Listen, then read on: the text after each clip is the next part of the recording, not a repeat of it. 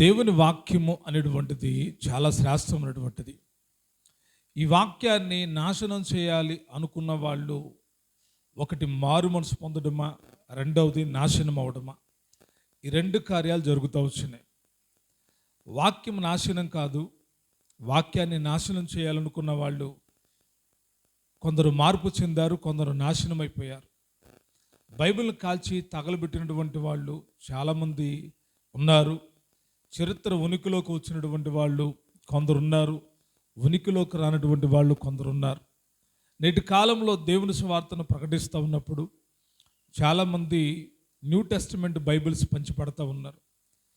పంచిపడతా ఉన్నప్పుడు వాటిని కొందరు తీసుకొని దుండగులు ముట్టడించి ఆ న్యూ టెస్టిమెంట్ బైబిల్స్ని కాల్చివేశారు, కరపత్రాలను కాల్చివేశారు.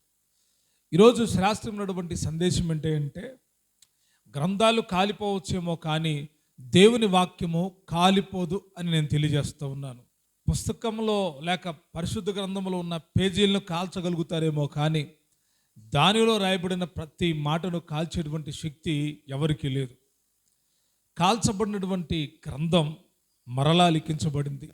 ఈరోజు శ్రేష్టమైన సంగతి, కాల్చబడినటువంటి దేవుని వాక్యము మరలా దేవుడు రాయించాడు. ఎందుకో ఏమిటో ఈరోజు మనం తెలుసుకోబోతూ ఉన్నాం. దైవ గ్రంథంలో ఇర్మియా గ్రంథం చాలా ప్రాముఖ్యమైనటువంటి గ్రంథం. ఈ గ్రంథములో ప్రవక్త దేవుడు తనతో పలికిన విషయాలన్నీ కూడా ప్రజలకు తెలియజేస్తూ వచ్చాడు. ఉన్నది ఉన్నట్టుగా తెలియజేసే వాళ్లకు శ్రమ కలుగుతుంది. ఉన్నది ఉన్నట్టుగా తెలియజేసే వాళ్ళు హింసించబడతారు. ఉన్నది ఉన్నట్టుగా చెప్పేవాళ్ళు బాధింపబడతారు, బంధించబడతారు, చెరసాల్లో వేయబడతారు, అవమానించబడతారు, తరమబడతారు, కొట్టబడతారు. రకరకాలైనటువంటి నిందలు, సమస్యలు, కష్టాలు వారి మీదకు వస్తాయి. కాబట్టి దేవుని వాక్యం చాలా పవర్ఫుల్ కలిగింది. ఈ వాక్యాన్ని చాలామంది వినడానికి ఇష్టపడట్లేదు. ఈ వాక్యం అంటే భయమేస్తూ ఉంది. దేవుని వాక్యాన్ని దేవుని సేవకులు ప్రకటిస్తూ ఉంటే సైతానికి మంట కలుగుతుంది. మీరు దేవుని వాక్యాన్ని చెప్పొద్దు, బైబిల్ మాటలు చెప్పొద్దు అని సాతానుడు అడ్డుపడుతూ ఉన్నాడు. కొందరిలో వాడు ప్రవేశించి వాడు చేస్తున్న పని అంటే ఇది బూతు పుస్తకం అని సాతాను పలికిస్తూ ఉన్నాడు. వాళ్ళ కళ్ళకు అది బూతు పుస్తకంలాగా ఉంది. కానీ ఈ దైవ గ్రంథం అనేది మనిషి మనసును మార్చేటువంటి గ్రంథం, మతాన్ని మార్చేటువంటి పుస్తకం కాదు ఇది. మనోభావాలను దెబ్బతీసేటువంటి పుస్తకం కాదు ఇది. మనసును మార్చే పుస్తకం, మంచితనాన్ని నేర్పే పుస్తకం, చెడుని విసర్జించాలని తెలియజెప్పేటువంటి పుస్తకం, చెడుకు దూరంగా ఉండండి అని తెలియజెప్పేటువంటి గ్రంథం ఏదైనా ఉందంటే నాకు తెలిసిన గ్రంథం బైబిల్ గ్రంథం మాత్రమే. బైబిల్ గ్రంథాన్ని ప్రతిరోజు చదివే వాళ్లకు జ్ఞానం కలుగుతుంది. బైబిల్ గ్రంథం చదువుతూ ఉన్నప్పుడు ఆరోగ్యం కలుగుతుంది. బైబిల్ గ్రంథంలో ఉన్న విషయాలు మీరు కనుక ధ్యానించగలిగితే దేవుని యొక్క గొప్ప ఆశీర్వాదాలను మీరు పొందుకుంటారు. అటువంటి శ్రేష్టమైన గ్రంథాన్ని దేవుడు మనందరికి ఇచ్చాడు. అందును బట్టి దేవునికి మహిమ కలుగును గాక. ఈరోజు ఒక వాక్య భాగంతో మన వాక్య ధ్యానాన్ని ప్రారంభిద్దాం. ఇర్మియా గ్రంథం 36వ అధ్యాయం 1-2 వచనాలు చదివి సహాయం చేయండి. యోధా రాజైన యోషియా కుమారుడగు యెహోవాయాకీము 4వ సంవత్సరమున యెహోవా వాక్కు ఇర్మియాకు ప్రత్యక్షమై ఇలాగు సెలవిచ్చెను. నీవు పుస్తకపు చుట్ట తీసుకొని నేను నీతో మాట్లాడిన దినము మొదలుకొని, అనగా యోషియా కాలము మొదలుకొని నేటి వరకు ఇశ్రాయేలును గూర్చియు యోధా వారిని గూర్చియు సమస్త జనములను గూర్చియు నేను నీతో పలికిన మాటలన్నిటినీ దానిలో వ్రాయుము. మనం ఈరోజు ఈ 36వ అధ్యాయంలో రాయబడిన విషయం అంతా కూడా తెలుసుకోబోతా ఉన్నాం.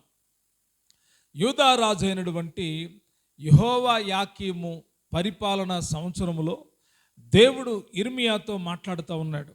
అంతకు మునుపు మాట్లాడలేదా అంటే మాట్లాడాడు. యోషియా కాలంలో కూడా దేవుడు మాట్లాడాడు. అయితే దేవుడు ఇర్మియాకు మరలా ప్రత్యక్షమై యెహోవా యాకీము దినముల్లో ఒక మాటను దేవుడు ఇర్మియాతో చెప్తున్నాడు.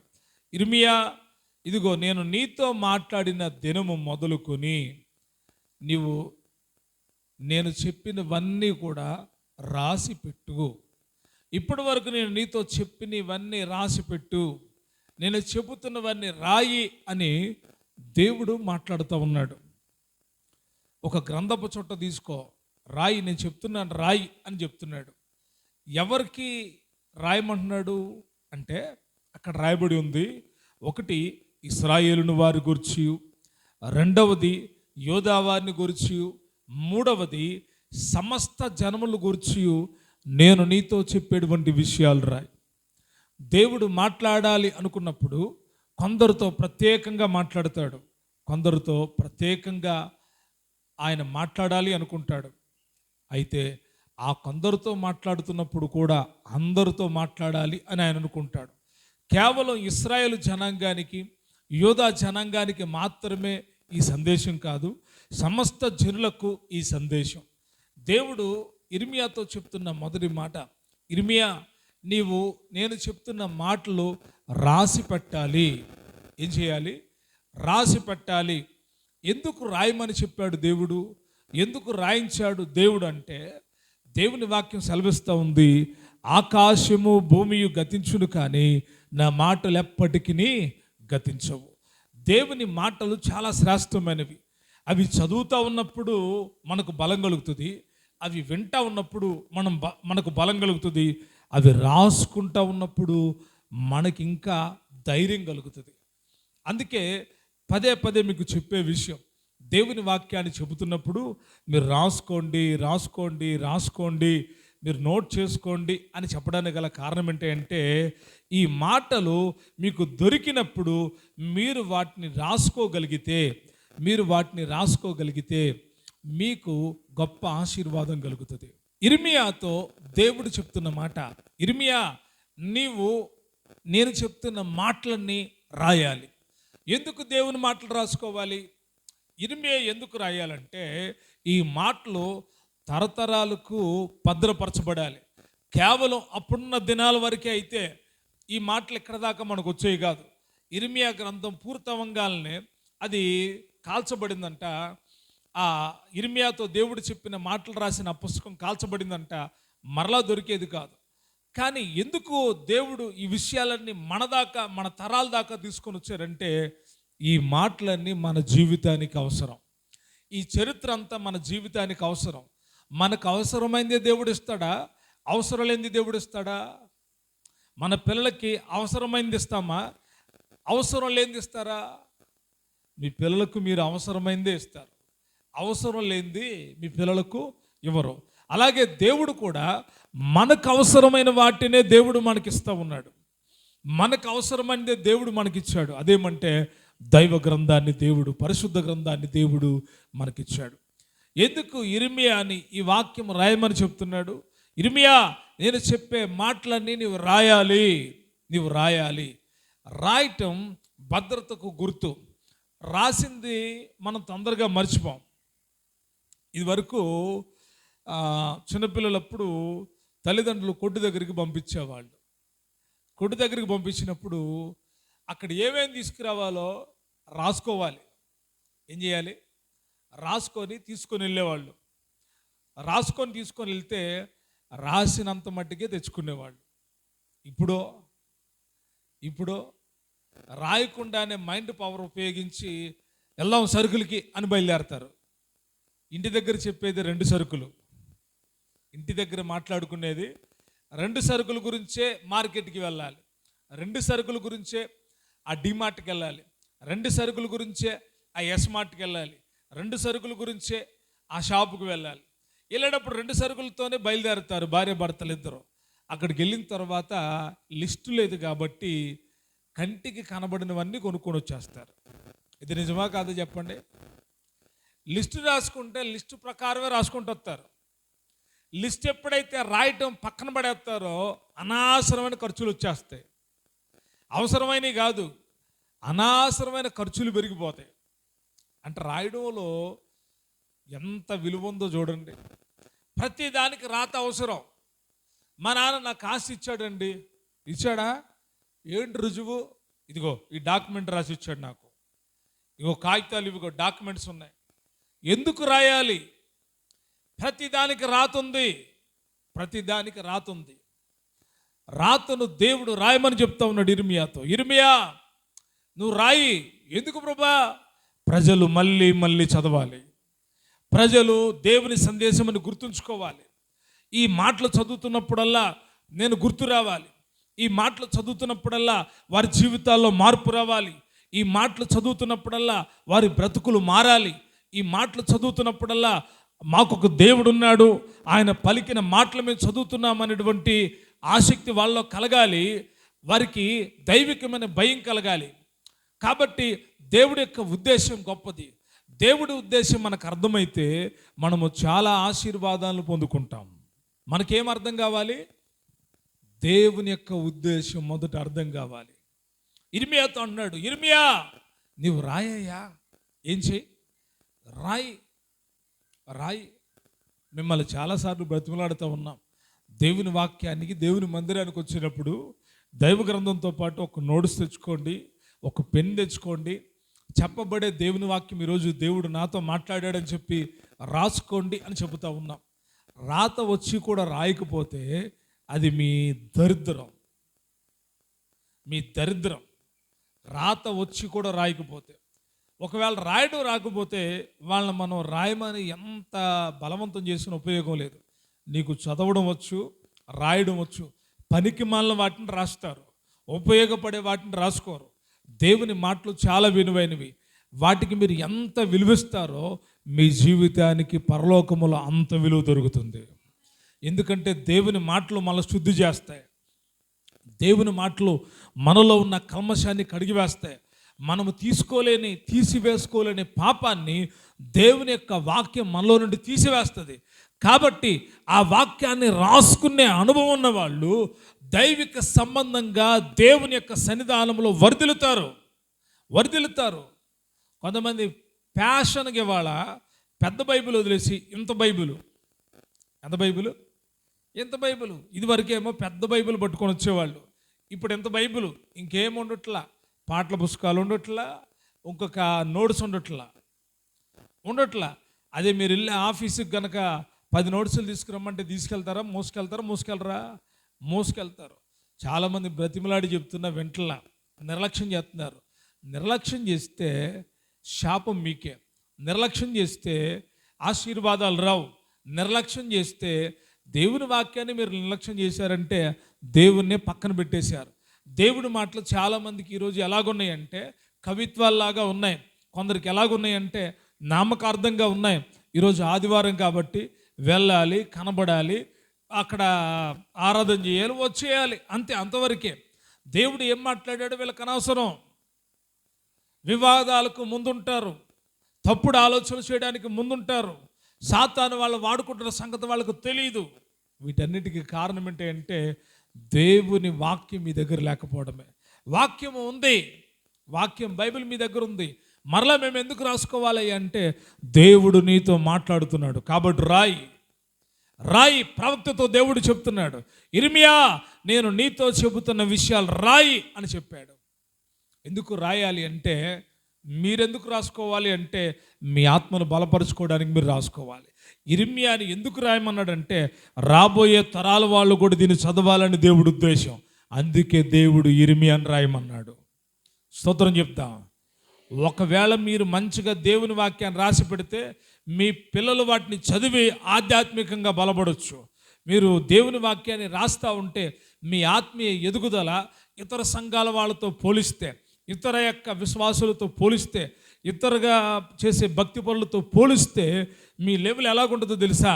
కొంచెం టాపులోనే ఉంటుంది. మనసు నమ్ముకునేవాడు పాడైపోతాడు. దేవుని వాక్యాన్ని ఎవరైతే రాయడం నేర్చుకుంటారో వారి హృదయములో దేవుని వాక్యము నిలిచి ఉంటుంది.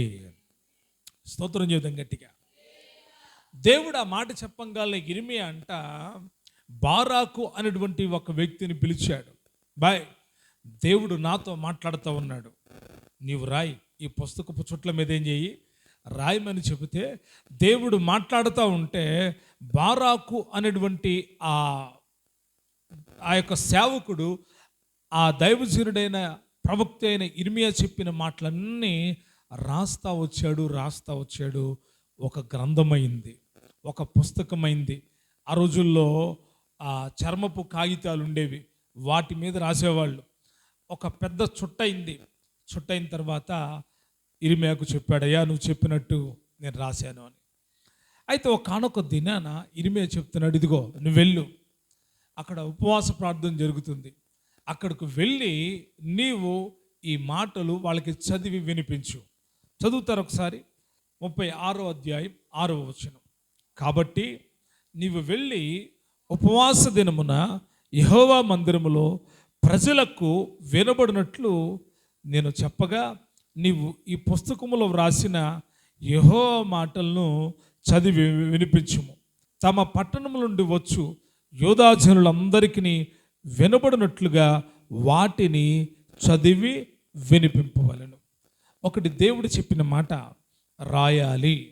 రెండవదిగా, దేవుని యొక్క వాక్యం ఎందుకు అంటే చాలామంది వాక్యాన్ని చదవట్లేదు, వాక్యాన్ని నిర్లక్ష్యం చేస్తున్నారు. ఇర్మియా బారాకుతో చెప్తున్నాడు, ఇదిగో అక్కడికి వెళ్ళి ఉపవాస దినాన యెహోవా మందిరములో నీకు ఇచ్చిన ఈ గ్రంథాన్ని నీవు చదువు అంటున్నాడు. ఎందుకు ఇర్మియా వెళ్ళొచ్చు కదా అంటే 18వ అధ్యాయంలో చూస్తే ఇర్మియా దేవుని మందిరంలోకి రావడానికి నిషేధించబడ్డాడు.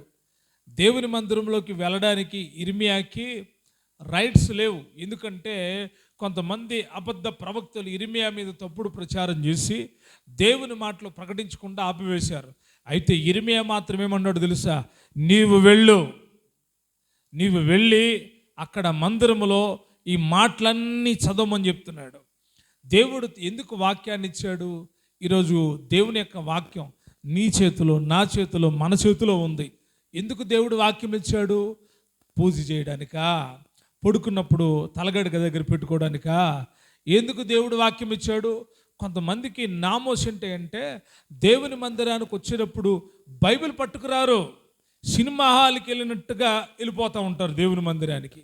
కొంతమందికి అసలు భయమే ఉండదు, మేము దేవుని మందిరానికి వెళ్తున్నాం, వెళ్ళేటప్పుడు మా ప్రవర్తన ఎలాగుండాలి? దేవుని మందిరానికి వెళ్ళేటప్పుడు మన ప్రవర్తన చాలా జాగ్రత్తగా ఉండాలి.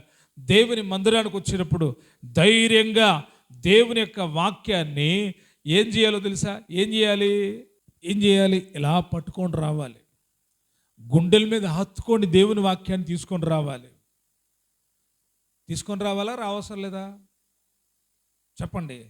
ఈరోజు ఫ్యాషన్ అయిపోయింది. మందిరానికి వచ్చినప్పుడు కొత్త చీరలు కడుతున్నారు, కొత్త డ్రెస్సులు వేస్తున్నారు, అన్నీ బాగుంటున్నాయి, తలస్నానం చేస్తున్నారు, సెంటు కొడుతున్నారు, ముఖానికి ఫేర్ అండ్ లవ్లీలు రాస్తున్నారు, అన్నీ బాగానే ఉంటున్నాయి. ఏం తేటలేదు అంటే బైబిల్ తేటలేదండి. బైబిల్ తేటలా. పాస్టర్ గారు అడుగుతున్నాడు, ఏం బ్రదర్, ఏం సిస్టర్, ఏంటి బైబిల్ తేటలేదంటే, అయ్యగారు మాకు బైబిల్ ఉందండి, మీరు చెప్పండి, ఇప్పుడు చదువుతూ ఉంటున్నారు. సరే చదవండి అంటే సెల్ ఫోన్ తీసి సెల్ ఫోన్లో చదువుతున్నారు. సెల్ ఫోన్లో చదవద్దని నేను చెప్పట్లా, కానీ దేవుడు నీకు ఎందుకు ఇచ్చాడు ఈ బైబిలు? ఇది ఎంతో శ్రమల మధ్యలో, కష్టాల మధ్యలో, కన్నీళ్ళ మధ్యలో ఆ రోజు ఉన్న ఆ ప్రవక్తల ద్వారా దేవుడు రాసించినటువంటి గ్రంథం ఎందుకు ఇచ్చాడు నీకు? రాసి ఇంటికాడ పెట్టమనే, టీవీ పైన పెట్టమనే, సరుకులో పెట్టమనే? చెప్పండి. కొంతమందికి విలువ తెలియట్లా. దేవుడు నీకు వాక్యం ఇచ్చింది ఎందుకో తెలుసా? చదవడానికి దేవుడు వాక్యాన్ని ఇచ్చాడు. ఎక్కడ చదవాలయ్యా? ఎక్కడ చదవాలి దేవుని వాక్యాన్ని అంటే, ప్రతి చోట దేవుని వాక్యాన్ని చదువు. ప్రకటించునయ్యా నీదు సువార్త యేసయ్యను ఒక ఆంబడింది. ప్రతి చోట నీ సువార్త. ఎక్కడంట దేవుని సువార్త? ఎక్కడ? ప్రతి చోట దేవుని వాక్యాన్ని చదువు. అప్పుడప్పుడు కొంతమంది ఎంప్లాయీస్ని చూస్తే రైల్వే స్టేషన్లో వాళ్ళు ఒక మూలలో కూర్చొని బైబిల్ చదువుకుంటూ ఉంటున్నారు. రిక్షా తొక్కి అతను బైబిల్ చదువుతున్నాడు, ఆ సైడ్ ఆపుకొని. టాపీ పనిచేసి అతను బైబిల్ చదువుతున్నాడు. ఆయన టాపీ మేస్త్రి మధ్యాహ్నం పూట భోజనం చేసిన తర్వాత ఒక పావు గంట సేపు బైబిల్ చదువుతాడంట. ఏంటంటే మేస్త్రి గారు మీరు చేసే పని టాపీ పని ఎందుకు బైబిల్ పట్టుకెళ్తున్నారు అని అంటే, అయ్యా దీన్ని నేను మోసుకుంటా వెళ్తాను, నా పనిలో ఇది నాకుంటే క్షేమం, నా పనిలో ఇది నాకుంటే క్షేమం. దేవుని వాక్యం తెలిసిన వాళ్ళు, విలువ తెలిసిన వాళ్ళు ఎవరైనా దేవుని వాక్యాన్ని విడిచిపెట్టరు, దేవుని వాక్యాన్ని నిర్లక్ష్యం చేయరు, దేవుని వాక్యాన్ని హత్తుకొని ఉంటారు. ఈ సందేశంలో మనం గమనిస్తే బారాకు దేవుని మందిరంలోనికి వెళ్ళాడు. దేవుని మందిరంలోనికి వెళ్ళి ఇర్మియా తనతో చెప్పినట్లుగా ఆ వాక్యాలన్నీ చదివాడంట. చదువుతారా? 8వ వచనం. ప్రవక్త అయిన ఇర్మియా తనకు ఆజ్ఞ ఇచ్చినట్లు నెరియా కుమారుడైన బారాకు గ్రంథము చేత పట్టుకొని యెహోవా మాటలన్నిటినీ యెహోవా మందిరములో చదివి వినిపించాను. ఎక్కడ చదివి వినిపించాడు? దేవుని యొక్క మందిరములో ఇర్మియాకు అవకాశం దొరకల, కానీ బారాకు చదివి వినిపించాడు. ఈ వాక్య సందేశం మనకు నేర్పించే విషయం, దేవుని వాక్యాన్ని చదవాలి. ఎప్పుడు చదవాలి? రాత్రిపూట, పగల అంటే రాత్రిపూట పగలు కాదు. కీర్తనకారుడు అంటాడు, దివారాత్రము దాన్ని ధ్యానించువాడు ధన్యుడు. దేవుని వాక్యాన్ని దివారాత్రులు ధ్యానించాలంట. ఈ బైబిల్ పట్టుకున్నప్పుడల్లా దేవుని స్పర్శ మీకు తగులుతుంది. కొంతమంది బైబిల్ చినిగిపోయి ఉంటే కొనుక్కోరు. కొంతమంది అసలు బైబిల్ అంటేనే ఇష్టపడరు. మనం ఏదో జిప్పేసి ఇంట్లో పెట్టడానికి కాదు, ఏదో నేను క్రైస్తవునని చెప్పడానికి కాదు, కేవలం అవసరతల కోసం ఉపయోగించుకోవడానికి కాదు. మీరు ప్రతిరోజు దేవుని వాక్యాన్ని చదవాలి, ప్రతిరోజు దేవుని సువార్తను ప్రకటించాలి. రక్షించబడిన ఒక వ్యక్తి ప్రతిరోజు దేవుని సువార్త చేయాలి. ఒక ఆయన అన్నాడు, పాస్టర్ గారు సువార్త చెప్పాలంటే అభిషేకం ఉండాలంట కదా. ఏముండాలి? అభిషేకం ఉండాలంట కదా. ఎవరు చెప్పారన్నా? పలానే అభిషేకించబడ్డాడంటండి సువార్థికుడిగా అని అన్నాడు. ఏ అభిషేకం లేకపోతే సువార్త చెప్పకూడదా అన్నా? ఉండాలంటండి, మీరే చెప్పమంటున్నారు. నేనన్నా, నువ్వు అభిషేకం ఉండాలి, అది ఉండాలి, ఇది ఉండాలి అని కూర్చుంటే నీ వల్ల దేవుడి పని ఆగిపోయింది. కావాల్సింది అభిషేకం కాదు, పరిశుద్ధత ఉంటే చాలు, పవిత్రత ఉంటే చాలు. సువార్త చెప్పడానికి ఏం కావాలో ఆ సబ్జెక్ట్ నీ దగ్గర ఉంటే చాలు. ప్రతి చోట దేవుని సువార్త చెప్పు. దేవునికి స్తోత్రం చెప్దాం. సిరియా సైన్యం యొక్క సైన్యాధిపతి ఉన్నాడు, నయమాను. అతడు చాలా కాలం నుండి బహు భయంకరమైన వ్యాధితో బాధపడుతున్నాడు. ఆ ఇంట్లో యోదయా కుటుంబం నుండి ఒక చిన్నది బానిసగా వెళ్ళింది. అక్కడ చాలామంది బానిసలు ఉన్నారు. ఇంట్లో పని చేయడానికి ఒక బానిస చిన్నది వెళ్ళింది. ఆ చిన్నది ఈ సైన్యాధిపతి అనుభవిస్తున్న బాధంతా చూస్తూ ఉంది. మాట్లాడదాము అనుకుంటా ఉంది. ఒకరోజు తెగిడిసి మాట్లాడింది. ఎందుకంటే తనకంటే పైనోళ్ళు కదా, గబాలను మాట్లాడకూడదు కదా అని. ఈ చిన్నది ఎంత నమ్మకస్తురాలంటే ఆ ఇంట్లో దైవికమైన భయంతో పెరుగుతూ ఉంది. అది అన్యుల కుటుంబమైనా, దేవుని ఎరగని కుటుంబమైనా, విగ్రహారాధన కలిగిన కుటుంబమైనా, ఆ కుటుంబం మధ్యలో ఆ చిన్నది చాలా సౌమ్యంగా ఆ కుటుంబ ఆదరణ పొందుకుంది. ఆ కుటుంబ వారి ద్వారా మెప్పు పొందుకుంది. చూసింది ఒకరోజు చెప్పింది, అమ్మా మా దేశంలో ఒక ప్రవక్త ఉన్నాడు, అతడు ఏది చెప్తే దేవుడు అది చేస్తాడు, నిశ్చయంగా నా యజమానుడు అక్కడికి వెళితే బాగుపడతాడు అని చెప్పింది. బానిసగా వచ్చింది, దీని మాట నమ్మేది ఏంట్రా అనుకోలా. ఆ సైన్యాధిపతి భార్య ఈ చిన్నదాని మాట విని సైన్యాధిపతికి చెప్తే సైన్యాధిపతి కూడా ఈ చిన్నదాని మాట నమ్మాడు. దేవునికి గట్టిగా స్తోత్రం చెప్దామా? వాక్యంలో రాయబడి ఉంది, చిన్నది అని రాయబడి ఉంది, పెద్దది కాదు, డబ్బు గల్లాది కాదు. ఆధిక్యత గల్లాది కాదు, నేర్పడితనం గల్లాది కాదు. ఒక బానిస స్వార్థ చెప్తా ఉంది. ఆ బానిస చెప్తున్న మాటలు తన యజమానురాలు వింది, తన యజమానుడు విన్నాడు, వెళ్ళాడు, బాగుపడ్డాడు. ఎందుకు నేను చెప్పాలనుకున్న విషయం ఏంటో తెలుసా? నీవు మాట్లాడడం మొదలు పెడితే దేవుడు అద్భుతం చేయడం ప్రారంభిస్తాడు. మీరు మాట్లాడడం మొదలు పెడితే దేవుడు సాతానుపై విజయాన్ని మీకు ఇస్తాడు. మీరు మాట్లాడడం మొదలు పెడితే దేవుడు తన బలమైన కార్యాలను మీ ద్వారా జరిగిస్తాడు. వాక్యం ఇచ్చింది ఇంట్లో పెట్టుకోవడానికి కాదు, వాక్యం ఇచ్చింది జిప్పేసి ఎక్కడో దాచిపెడటానికి కాదు.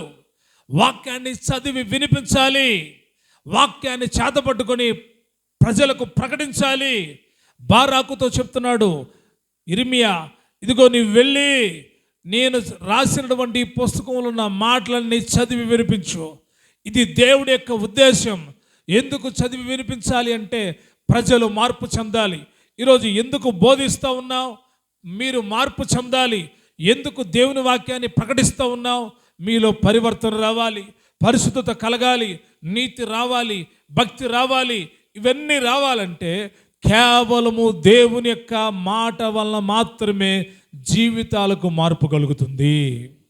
చప్పట్లు కొడుతూ దేవునికి స్తోత్రం చెప్తాం. దేవుని వాక్యాన్ని దాచిపెట్టుకోవడానికి కాదు. ఎందుకు దేవుని వాక్యాన్ని దాచిపెట్టాలి? దాచిపెట్టకూడదు. ప్రకటిస్తానే ఉండు, తెలియజేస్తానే ఉండు. అడిగిన వారికల్లా దేవుని వాక్యాన్ని ప్రకటించు, సువార్తను ప్రకటించు. ఇది దేవుని యొక్క చిత్తం. ఇర్మియా అంటున్నాడు, నేను వెళ్ళలేను, నాకు వెళ్ళడానికి అధికారం లేదు, కానీ నీవు వెళ్ళు. నిజమే, కొన్ని చోట్లకు దేవుని యొక్క సేవకులు వెళ్ళలేరు, కానీ మీరు వెళ్ళగలరు, మీరు ప్రకటించగలరు. దేవుడు నీ చేతికి జీవితాన్ని మార్చి దైవ గ్రంథాన్ని చేతికిస్తే దీన్ని ఎంత చులకనగా చూస్తున్నావో నువ్వు, దీన్ని ఎంత చిన్న చూపు చూస్తున్నావో, ఇవన్నీ దేవుడు చూస్తున్నాడు. ఇవన్నీ చేస్తున్నాడు, దేవుడు చూస్తున్నాడు. ఒక్కోసారి మన యూత్లో ఉన్న పిల్లల్ని ప్రార్థనకి వెళ్దాం రండి అని అంటే వాళ్ళు ఫ్యాషన్కి వచ్చేస్తున్నారు. బైబిల్ లేదా వాళ్ళ చేతిలో, బైబిల్ ఉంటలా. మీ దగ్గర బైబిల్ చేతిలో ప్రార్థనకు వచ్చేటప్పుడు కనబడట్లేదు అంటే అర్థం ఏంటో తెలుసా? అసలు మీరు భక్తి చేయట్లే, మీ లోపల దురాత్మ పనిచేస్తుంది, దెయ్యపాత్మ పనిచేస్తుంది. పరిశుద్ధాత్మ కాదు, దెయ్యపాత్మ పనిచేస్తుంది.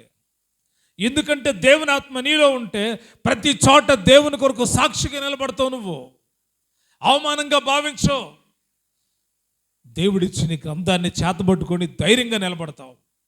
అప్పుడు దేవుడు కార్యం చేయడం మొదలు పెడతాడు. చాలామందికి ఈరోజు ఫ్యాషన్ అయిపోయింది.